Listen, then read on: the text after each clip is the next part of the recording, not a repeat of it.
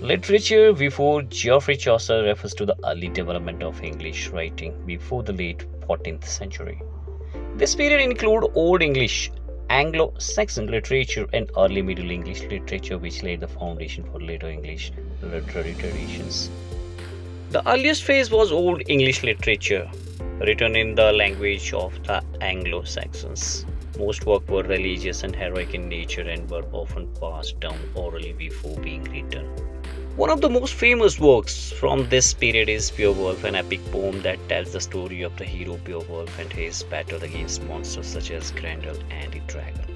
Other important Old English writers include Caedmon, known for his religious hymns, and others who wrote several Christian poems.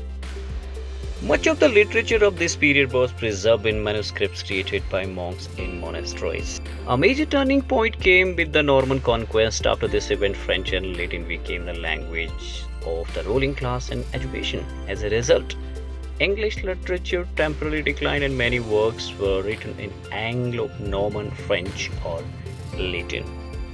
During the early Middle English period, English gradually re-emerged as a literary language. Writers began producing religious texts, romances, and moral stories in Middle English.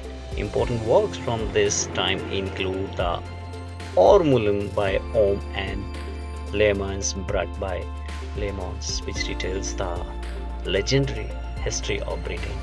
These early literary efforts helped shape the English language and literary style that later flourished in the works of Geoffrey Chaucer.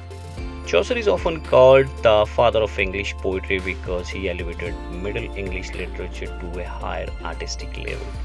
Thus, literature before Chaucer represents the formative stage of English literature, characterized by heroic epics, religious poetry, and the gradual transitions from Old English to Middle English.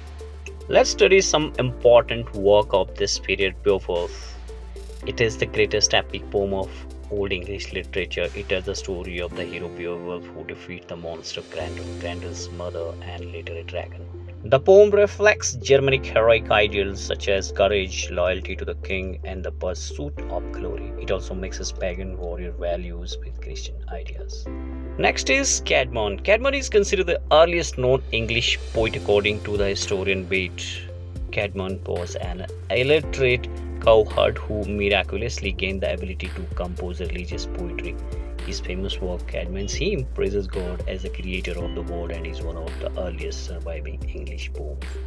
Cynewulf was another important Old English poet. Unlike many anonymous Anglo-Saxon poets, he signed his poems using runic letters. His works are mainly religious and include poems such as Christ II, Juliana, Elaine, and the Fates of the Apostles. Exeter Book is one of the four major surviving manuscripts of Old English poetry. It contains many important poems such as The Wanderer, The Seafarer, The Wife's Lament, and nearly 90 riddles.